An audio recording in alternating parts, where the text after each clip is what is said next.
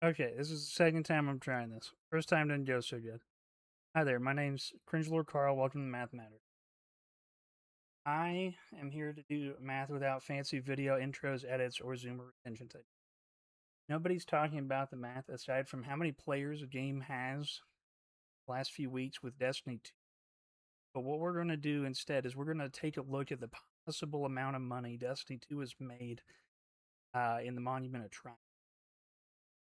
So Destiny 3 has been refused to be greenlit by Sony because it cost 500 million. That's like a rough estimate. And with the final update, there's been over a million. First thing we're going to do, take 1 million. Now, this is on the high end of hypothetical. Let's say on the high end of hypothetical, 1 million players purchase a brand new Destiny 3 game. Games are going for, I think it's about $80 now. Multiply by 80. That'd be 80 million. That'd be 80 million just from the 1 million players that there are. That would be at least a sizable dent. I think it would be a lot higher than that. And the 1 million players I'm gathering from some other folks who've done research on it with the number of players on PlayStation versus or console versus Steam. Steam charts it said 160,000 players. Now, the other thing we're going to take a look at is the math conversion cost, or the math conversion for that 160,000 players that were on Steam. We're going to multiply it by 6%, which is what a gentleman Birdie was talking about with the conversion cost from free to play players to paying players. We're going to take that 6%. So that's 9,600 copies. Now, we're going to take a look at this and we're going to multiply it by the cost of the Monument of Triumph DLC, which is $25.50. That's $245,000 using the lowest end of numbers. Now, if we change that and we go for that 1 million and some change player number, just stick with a million to keep it easy, or multiply it by the 25.53.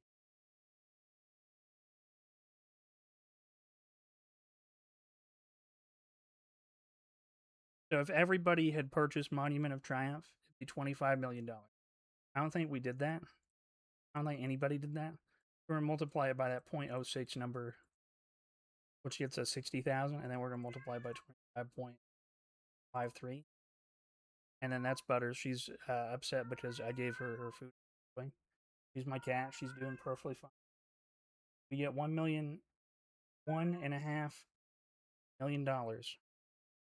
Now Steam takes a cut, so let's multiply that by 0.7, and we get $1 million. So it made $1 million roughly in one day. Take that lower end amount. However, I think that what's really happening here is if we take that 1 million number and when we multiply it instead by 0.15, because usually it's a 15% conversion in my experience, that's 150,000. And then we multiply it by 25.53. And then we get possibly the realest number that there of how many people had purchased it. This is all hypotheticals currently, since Destiny 2 is technically. But now what we're going to do is we're going to multiply it by that 0.7, imagining Steam has an unfavorable cut and made $2.5 million in a day. This wasn't for a big expansion. This was for like an end of life, end of service. Nobody's getting anything else sort of update. Now, I'm no expert, but $2.5 million in one day from a nobody's getting anything else sort of update is a really good return on investment. Because if now we divide it by the number of Bungie developers that there are that were working on this last update, which is 200, roughly $13,000 a Bungie employee. Now, that's not including people that have bought stuff over time from the market, anything else. So bear that in mind. These are all just rough estimates. However, I would think that a game that was getting $2 million in one day, I wouldn't think that it would be nearing end of service. You'd think that that would be being the biggest thing ever. Now, Marathon had its season 2. I think it peaked at a little over 15,000 players or something. So we're just going to take 15,000. Marathon is roughly $30, which is nearly the same as Bungie. And then, so we're assuming here with Marathon that all of the players that are playing Marathon currently are in fact brand new players. So we get $450,000, 0.7, which is the conversion rate. We end up with $315,000. So I'm going to be honest, between the $2.5 million that Bungie made off of, Destiny 2, versus the $315,000 that Marathon's making, if I were Sony, I would be picking Destiny 2 every single day because its return on investment is hand over fist. Probably for server cost as well.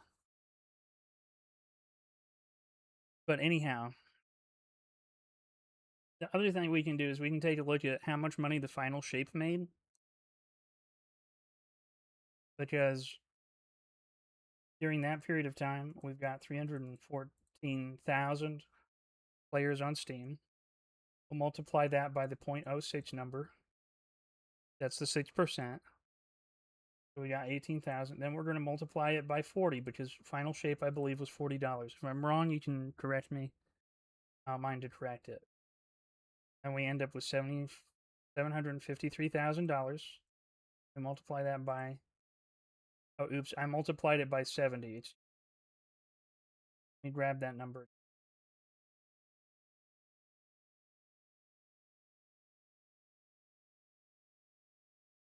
530 times 0.70, imagining an unfavorable Steam number. That's $527,000 from Steam alone on that low end. But then if we take it and we do the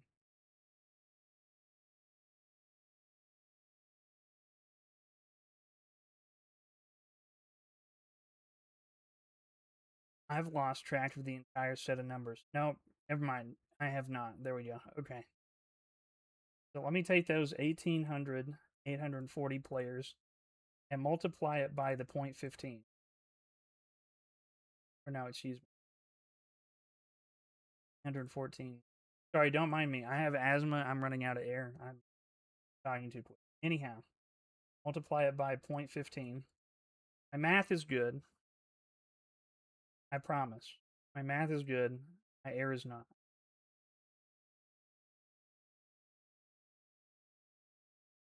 We end up with a little over $1.5 million from Final Shape, which has arguably lower investment costs than Marathon.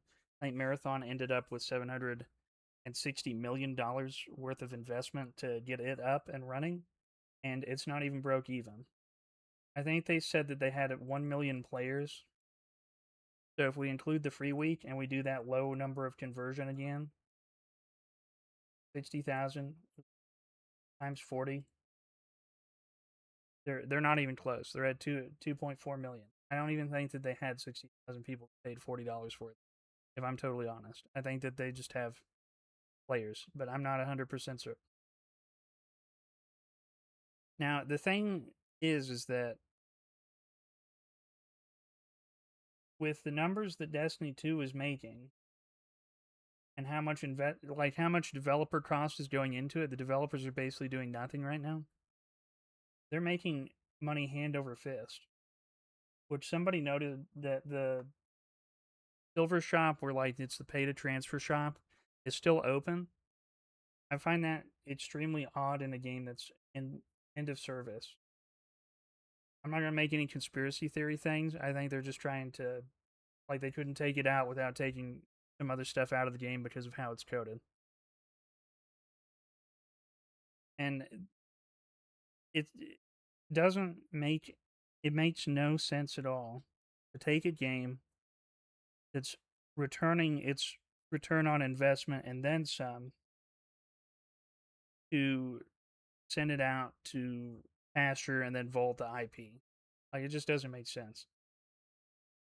Like we'll just do an example, right? So let's say they come out with Destiny 3, right? And we have 1 million players and they're selling it for $80, right? Because that's what they're going to do. If it was just 1 million players at $80, they would have 80 million. The thing is that a Destiny 3 would be such a big game, you would have more than the 1 million players that you saw on Monument of Triumph and even Final Shape. You would have the numbers of Destiny way back when, like way back when it first released, and that would be in several million. But the thing is that no matter what happens right this minute, I think there are a couple of things that we can do to really show that we, as a group of gamers, want something that's worth our time and respects us. Because the Monument of Triumph is an update that says, hey, we were listening the whole time. We understand what the problems are. Like, I think we just keep voting with our dollars. And then we keep pointing this out. Sorry, I don't know why I went. Because the thing that they don't want you to know is if you take the Steam charts and you take the Steam price of the game, you can figure out just how much money a company has won or lost. And that's a bad thing for investors or anybody that's like working on a game and they're having like a negative cost to earnings ratio. It just shows how totally screwed they are. Excuse me. I'm so sorry. But I have a radical idea for what we could potentially do as a community of people that like video games. We could potentially, with as many people that want Destiny 3 as there are, we could potentially crowdfund purchasing the IP from Sony because they see it as dead weight and a burden to have. And then we could essentially hand it off to the old Bungie developers that were listening, these last few set that were listening to what the players really wanted without the suit. The suits right now are digging their heads in the sand because all they see is that they purchased the studio for $3.6 billion and they couldn't get them to make a successful live service game because they've lost out on Concord, which is 400 million. They just ate the cost. They've lost out on Marathon, which is 765 million, which I don't get how you could spend that much money for a worse product, but I mean, hey, I don't know. But anyhow, if you look at the Steam charts and you do just a little bit of calculator math,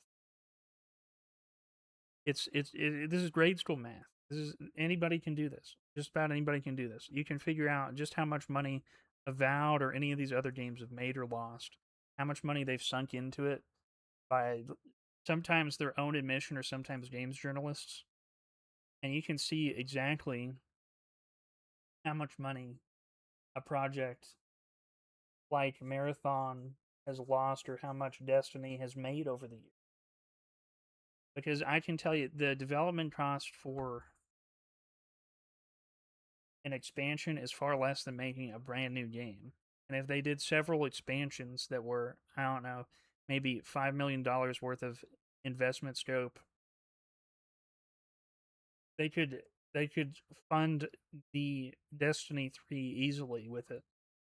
But anyhow, long story short, outlandish idea, purchase the IP of Destiny 2, and then hand it off to somebody who knows what they're doing. Uh, the other thing we could do is keep playing the game, making them spend the money on servers. If they don't want to keep a dead game alive, they'll pull the plug on the servers, but they've said that they'll keep the servers up. And so if they keep the servers up and they keep Marathon going, then you're just going to bleed them dry even more, and you're going to drive home the fact that we as gamers are absolutely winning in every aspect. I will say that if anybody at Sony is interested in selling the Destiny IP for $100, I'll buy it today. I will buy it off your hands today. If any of the suits see this video. I hope you have a good day. I hope you keep playing Destiny 2. If you need any, I'm going to make another video, I think, talking about the server math because I know that server costs are not included in this. And I don't exactly know what servers they use now, but if you have any ideas or thoughts, please put a comment in the video below. Um, anyhow, I hope you all have a fantastic rest of the day. I just thought it was weird that nobody's talking about like the actual money that's going in, and everybody's talking about these vague locks, keys, all this semantic horseshit. So I just figured I'd get right to the meat potatoes by pulling up the calculator app and being a cake boy. So I'm gonna keep delivering cake. You boys keep enjoying. I hope you have a good day. Good morning, good night, good evening. I'll probably post another video coming in the next couple of days. Maybe Marathon's costs, maybe Destiny's costs. We'll look in more into the books. See ya.